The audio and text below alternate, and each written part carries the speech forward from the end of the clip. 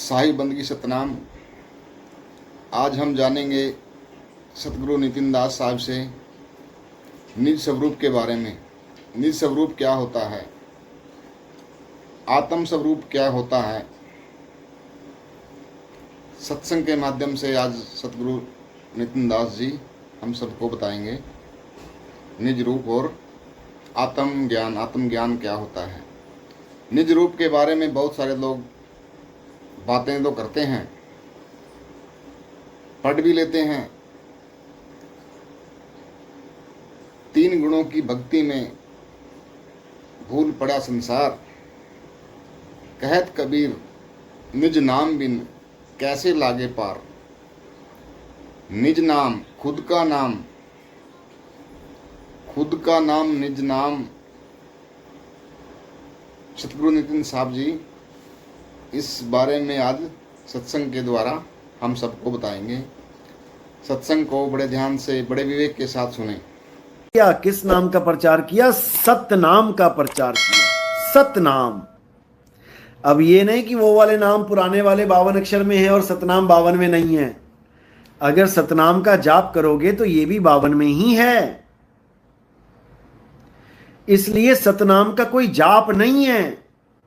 सतनाम एक भेद है, तुम्हारे निज स्वरूप का भेद है, तुम्हारे परम स्वरूप का भेद है, तुम्हारे शब्द स्वरूप का भेद है।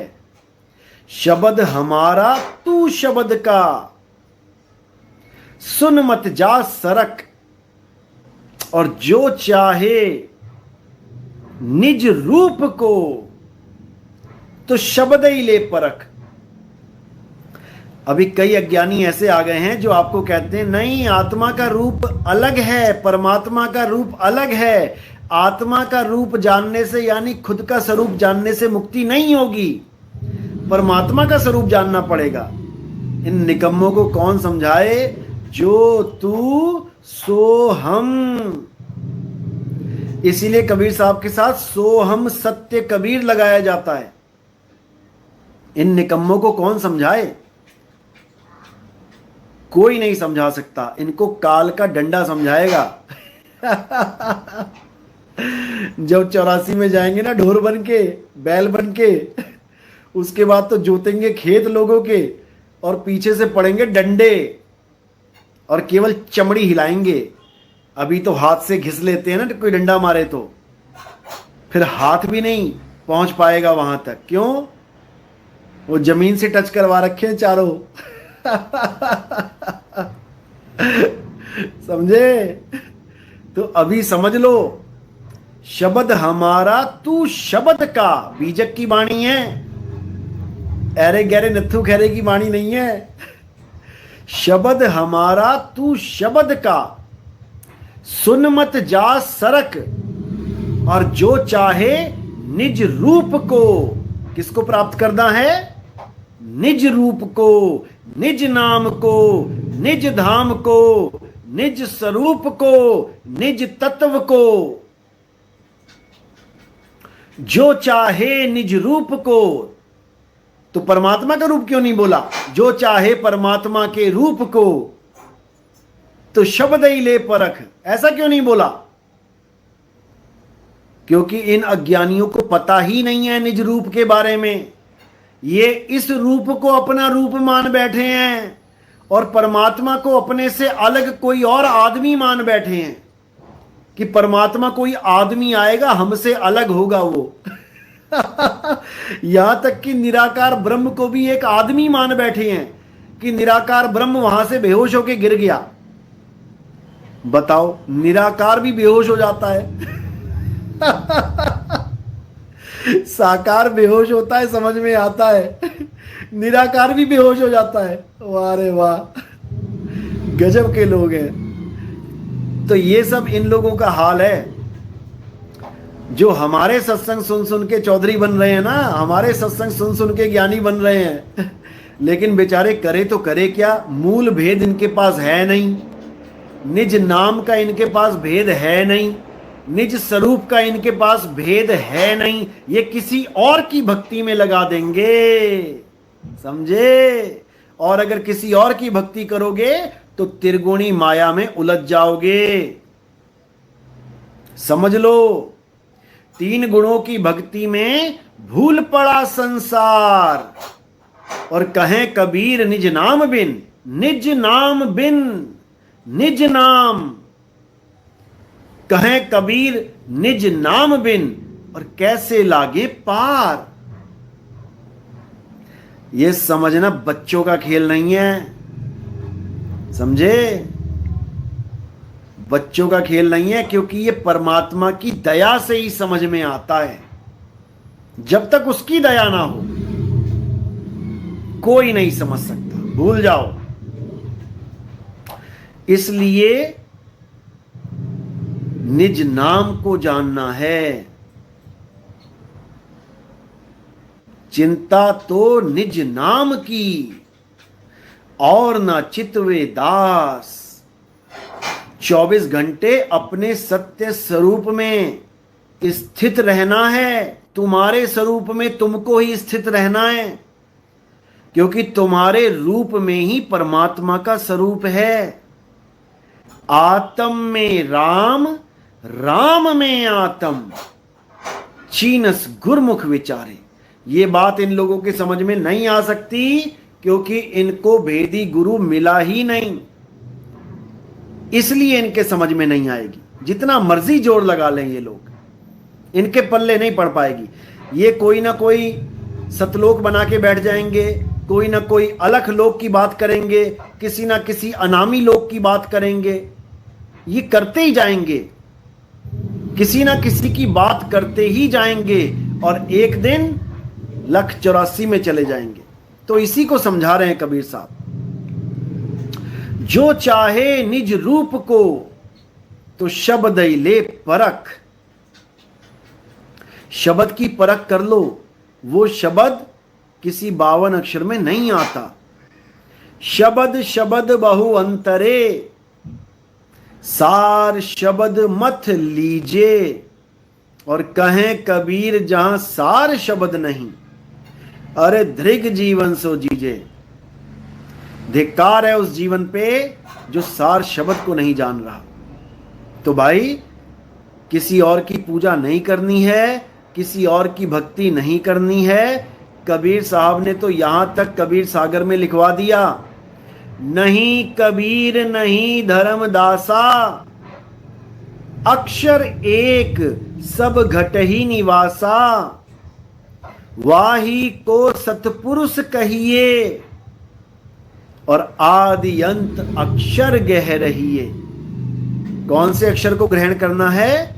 जो आदि अजर अमर अविनाशी अक्षर है। आदि अक्षर 52 अक्षर नहीं, अरे 52 अक्षर जीव आधारा। आदि अक्षर जीव्या से न्यारा। वाही को सत सिमरण कहिए, सिमर सिमर नर उतरो पारा। ये जितने भी मंत्र जाप कराने वाले गुरु हैं, अगर खुदा ना खास्ता इनकी जीभ कट जाए तो इनकी दुकान खत्म। ये मंत्रों के तंत्रों के जाप खत्म, सारे भगवानों के नाम खत्म, अल्लाह वाहिगुरु गॉड के नाम खत्म, जीभ खत्म, सारे नाम खत्म। अब बताओ क्या करोगे? अब क्या करोगे? अभी तक तो दे तेरी को नाम पे नाम जप रहे हो, नाम पे नाम जप रहे हो। और जब जीव ही नहीं रहेगी फिर क्या करोगे? इसीलिए नानक साहब ने जीव का खेल ही खत्म कर दिया। कबीर साहब ने जीव का खेल ही खत्म कर दिया। अरे शब्द शब्द सब कोई कहे, वह तो शब्द विदेह, और जीबा पे आवे नहीं, निरख परख कर ले। जीबा पे आवे नहीं, कर दिया ना खेल खत्म। यही नानक साहब ने किया। अखा वाजो वेखना बिन कन्नी सुनना, पैरा वाजो चलना बिन हथी करना। अरे जीबा वाजो बोलना, यू जीवित मरना। नानक हुक्म पछाण, तो जा खसमे मिलना। उस खसम से तभी मिल पाएंगे जब तक अपने असली स्वरूप को नहीं जान पाएंगे। और कौन जानेगा अपने स्वरूप को? ये जीव जानेगा। समझे? जीव को परमात्मा मत मान लेना पारख सिद्धांत वालों की तरह। ये पारखी नाम के पारखी हैं, ये जीव को ही सर्वे सर्वा सिद्ध कर देते हैं। अरे भाई, जीव अज्ञान दृष्टि है, अज्ञान दशा है। बहुबंधन में बांधया एक बेचारा जीव, और केवल छूटे आपने जो ना छुड़ाए पीव।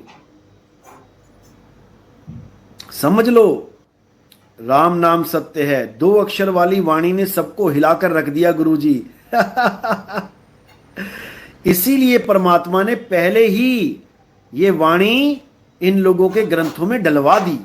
रामपाल जी की ग्रंथ में डलवा दिया, राधा स्वामी के ग्रंथ में डलवा दिया, मधु परमहंस जी के ग्रंथ में डलवा दिया।